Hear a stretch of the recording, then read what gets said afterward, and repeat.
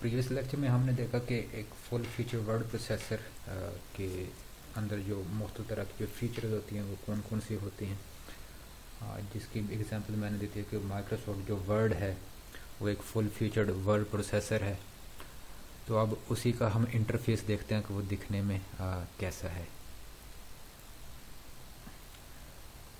तो word processing जो interface जो है, मतलब उसमें अगर आप देखना चाहेंगे वर्ड 2003 तक जो उसका जो इंटरफेस था वो डिफरेंट था, लेकिन उसके बाद जो 2007 का जो इंटरफेस आया है वो बहुत और उसके बाद जो अभी तक आ रहे हैं जो इंटरफेस है माइक्रोसॉफ्ट वर्ड के, वो क्या हैं, बहुत चेंज हैं।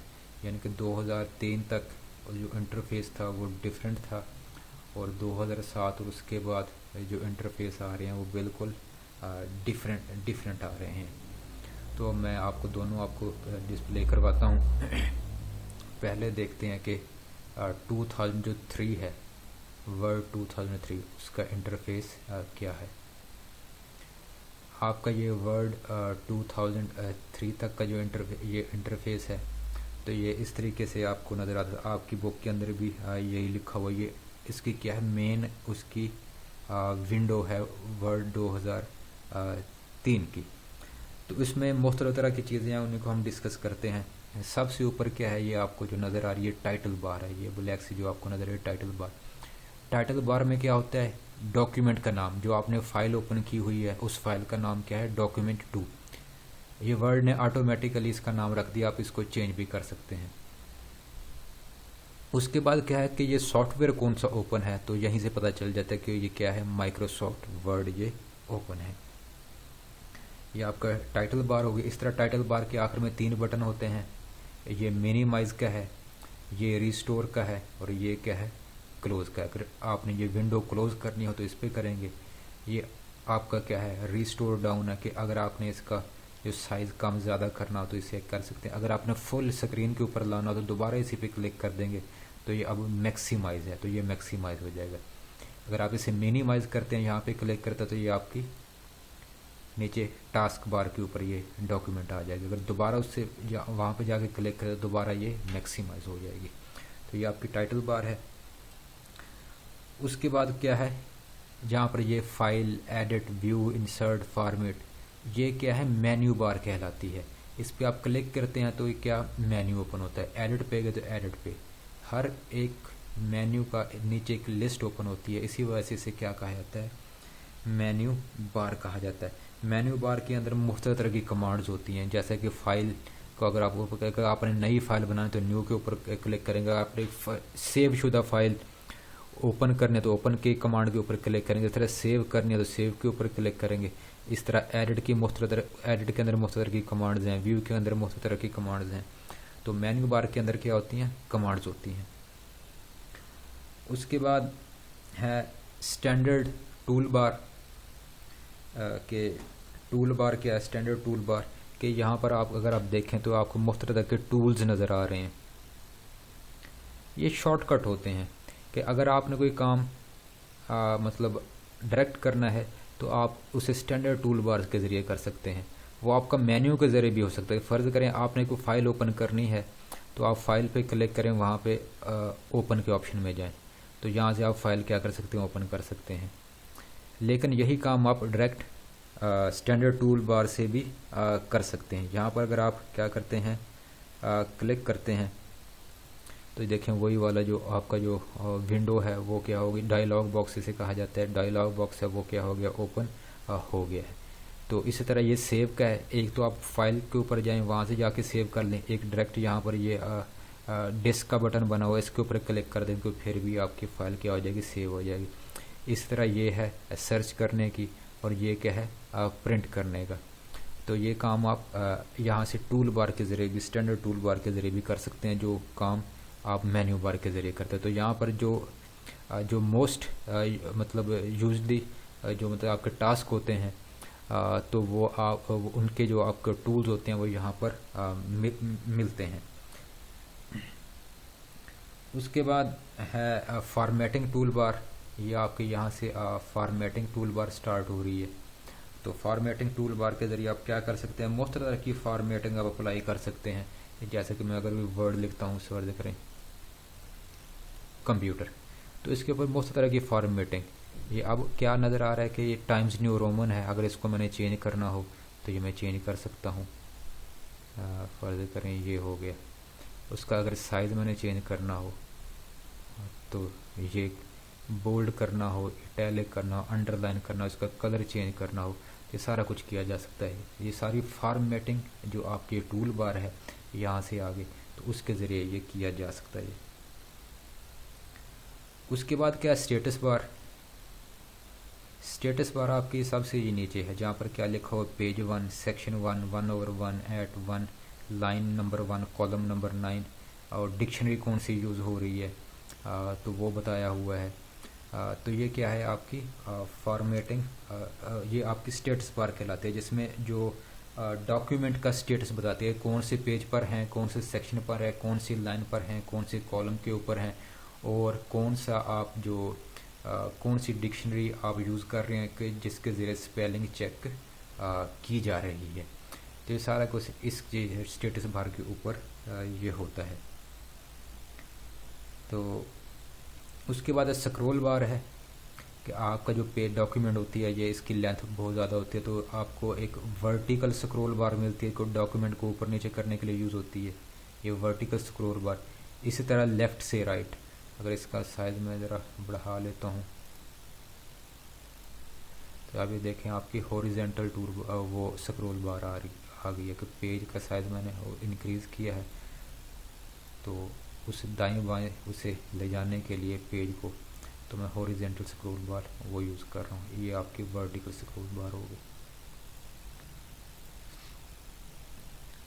उसके बाद रूलर्स हैं, ये आपको रूलर्स नज़र आ रही हैं यहाँ पर ये, और इसी तरह ये आपके मतलब लेंथ वाइज हो गए, इस तरह ये विड्थ वाइज हो गए, ये आपके ये विड्थ वाइज और ये लेंथ वाइज हो गई, ये आपके रूलर कहलाते हैं। रूलर के ज़रिए आप पेज के मार्जिन सेट कर सकते हैं। आपने ये देखिए जो वर्ड कंप्यूटर लिखा है यहाँ से स्टार्ट हुआ है, यहाँ से क्यों नहीं हुआ, क्योंकि आपने यहाँ पर एक रूलर सेट किया हुआ है, यहाँ पर उसका मार्जिन सेट किया हुआ। इस तरह यहाँ पर भी यही है कि टॉप मार्जिन कि यहाँ से और यहाँ से आप स्टार्ट होगा। जो अब ये वाला जो सेक्शन है और ये वाला सेक्शन है, इसके ऊपर आप नहीं लिख सकते क्योंकि इसके मार्जिन आपने सेट किए हुए हैं। इसके अलावा रूलर के ज़रिए आप टैब स्टॉप वो कर सकते हैं। ये आपके टैब्स हैं, यहाँ पर ये 0.51, 1.52 ये आपके टैब्स हैं। टैब्स का की आपकी कीबोर्ड के ऊपर होती है। टैब के ज़रिए क्या होता है कि फ़र्ज़ करें मैं क्या कर रहा हूँ, ये एक वर्ड लिखता हूँ ए, उसके बाद मैंने बी, उसके बाद सी, डी, ई, एफ। अब मैं हर वर्ड के दरमियान फ़र्ज़ करें 3 स्पेस दे रहा हूँ, तो ये काम टैब के ज़रिए भी हो सकता है कि फ़र्ज़ करें मैं टैब प्रेस किया तो ये ऑटोमेटिकली उसने 3 स्पेस दे दी। टैब प्रेस किया तो उसके ज़रिए मतलब ऑटोमेटिकली, कि बजाय इसके मैं स्पेस बार के ज़रिए एक सिंगल स्पेस दे के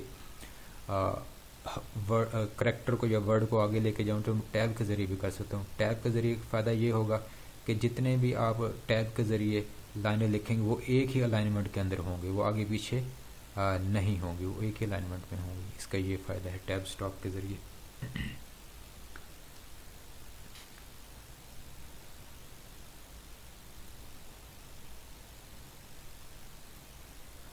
तो ये आपका 2003 का ये वर्ड का इंट्रोडक्शन हो गया, क्योंकि आजकल ये बहुत पुराना हो गया, अब तो यूज़ होता ही नहीं, अब तो काफ़ी एडवांस्ड वर्जन आ गए हैं।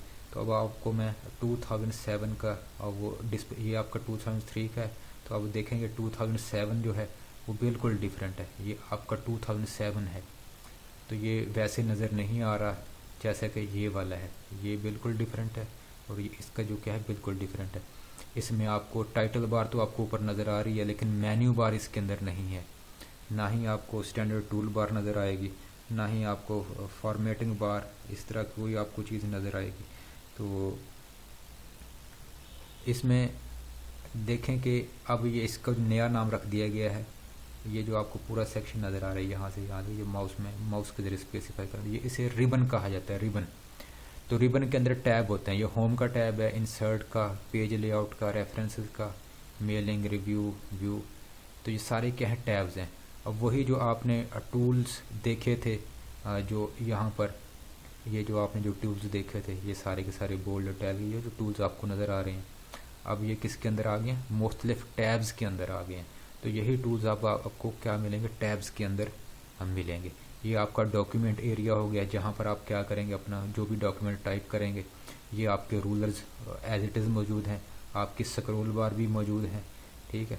और यहाँ पर स्टेटस बार भी मौजूद है, यहाँ पर स्टेटस बार भी मौजूद है। तो टाइटल बार आपकी दोनों में है, बल्कि 3 और 7 में। मेन्यू बार लेकिन 3 में आपको मिलेगी। इस तरह जो स्टैंडर्ड बार है, स्टैंडर्ड टूल बार है, ये भी आप 2003 में। फॉर्मेटिंग टूल बार आपको किस में मिलेगी, 2003 में भी मिलेगी। और आपको 7 में किस तरीके से मिलेगी, वो टैब्स के अंदर होगी। सारा आप जो टूल्स हैं वो टैब्स के अंदर आ गए हैं। तो ये आपकी मेनली जो फॉर्मेटिंग टूल बार है ये 2003 में है।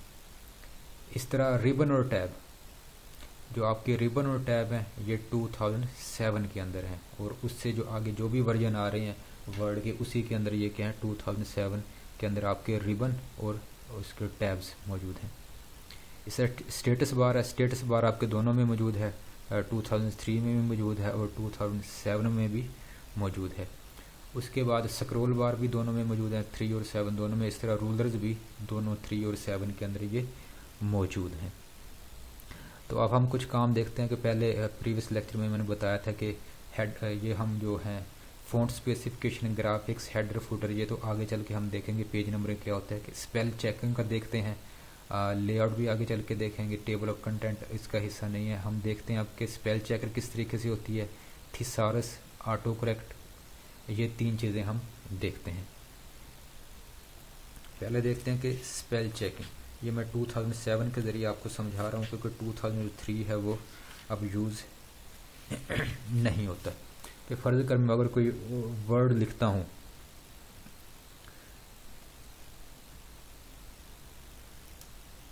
ये देखिए मैंने एक वर्ड लिखा DATABBAASE, और नीचे उसने रेड लाइन लगा दी। रेड लाइन किसको शो करती है, स्पेलिंग की एरर को, कि ये स्पेलिंग ठीक नहीं है क्योंकि वो डिक्शनरी के मुताबिक चेक हो रही है। ये देखें आप, इंग्लिश डिक्शनरी यूनाइटेड स्टेट्स के मुताबिक चेक हो रही है कि ये वर्ड आपका ठीक नहीं है क्योंकि ये डिक्शनरी के अंदर मौजूद नहीं है। तो अब आप देखेंगे इस पे जाके इससे मसला क्या है। अगर आप राइट क्लिक करें इसी वर्ड के ऊपर तो आपको आपको सजेशंस दे रहा है कि या तो ये डेटाबेस है DATABASE, या तो ये डेटा बेसिस हो सकता है। तो आप जो भी करना चाहें उसके ऊपर क्लिक कर दें तो वर्ड क्या हो जाएगा, वो आपका करेक्ट हो जाएगा। तो ये स्पेलिंग की वो फैसिलिटी होती है जो आपको वर्ड प्रोसेसिंग प्रोवाइड करता है। इसी तरह एक होती है वो ग्रामर की मिस्टेक भी होती है, मतलब IRA बॉय, कि मैंने क्या लिखा है IRA बॉय। अब स्पेलिंग हर वर्ड की ठीक है, स्पेलिंग के इसमें कोई मसला नहीं, लेकिन आर के नीचे उसने ग्रीन लाइन लगा दी है, ग्रीन वेवी लाइन लगा दी है। अब जो ग्रीन वेवी लाइन होती है वो किसी को रिप्रेजेंट करती है कि आपकी ग्रामर की मिस्टेक है। आपको पता हो कि आई के साथ आर नहीं लगता बल्कि एम लगता है, तो ये क्या है, उसने ग्रामर की मिस्टेक आपको ढूंढ के दी है। राइट क्लिक करें, वो आपको तजवीज़ दे रहा है कि यहाँ पर एम आना चाहिए, तो आपने क्लिक किया, वो क्या होगी, ठीक होगी। तो ये स्पेलिंग और ग्रामर की मिस्टेक फुल फीचर का जो वर्ड प्रोसेसर है वो आपको प्रोवाइड करता है। इसी तरह थिसारस है।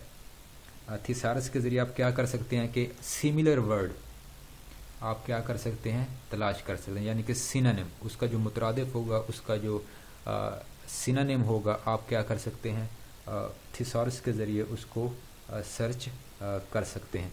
जैसे कि मैं फ़र्ज करूँगी वर्ड लिखता हूँ काइंड, तो काइंड को मैं चेक करता हूँ कि इसका थिसारस क्या है। इस काइंड के ऊपर आपने राइट क्लिक किया तो यहाँ पर जाएं सिनोनिम, तो सिनोनिम के ज़रिए वो बता रहा है कि इसके मुख्तलिफ आगे क्या हो सकते हैं, जैसे कि काइंड का टाइप हो गया, सॉर्ट हो गया, क्लास हो गया, वैरायटी हो गया, ठीक। तो ये क्या है, उसकी वो सिनोनिम बता रहा है, उसके मुतरादिफ बता रहा है। या इसको आप थिसारस को व्यू यहाँ पर कहीं पर होगा, थिसारस का रिव्यू के टाइम या थिसारस उस पर क्लिक किया तो यहाँ पर थिसारस का क्या हो गया, ओपन हो गया। कि या तो ये आपका उसके सिनोनिम हो सकते हैं टाइप, अगर वो एक काइंड तो होता है, केयरिंग के बारे में भी होता है, तो अगर केयरिंग के मतलब इसके मीनिंग आ रहे हैं तो उसके सिनोनिम आपके ये हैं जेंटल, नाइस, केयरिंग वगैरह। तो ये उसके थिसारस आपको के अंदर आप मुतरादिफ लफ्ज़ उसके मिल गए। इस तरह क्या है कि ऑटो करेक्ट क्या है कि जो कॉमन आप स्पेलिंग की मिस्टेक करते हैं वो ऑटोमेटिकली जो वर्ड है वो उसे दुरुस्त कर देते। फ़र्ज़ करें टाइप करता हूँ दिस, ये स्पेलिंग मैंने मिस्टेक की है, हालांकि THIS होना चाहिए, तो मेरी स्पेलिंग से मिस्टेक हो गई। तो जैसे ही मैं फ़र्ज़ करें स्पेस देता हूँ, जो एंटर करूँगा तो ऑटोमेटिकली इसे सेट कर देगा। ये देखें ऑटोमेटिकली उसने क्या कर दिया, उस स्पेलिंग की मिस्टेक को सेट कर दिया। तो इसे कहा जाता है ऑटो करेक्ट कहा जाता है। तो आज के लेक्चर में इतना ही। मज़ीद फिर कल हम जो मज़ीद इसकी जो फंक्शनैलिटीज़ हैं वर्ड प्रोसेसर की उनको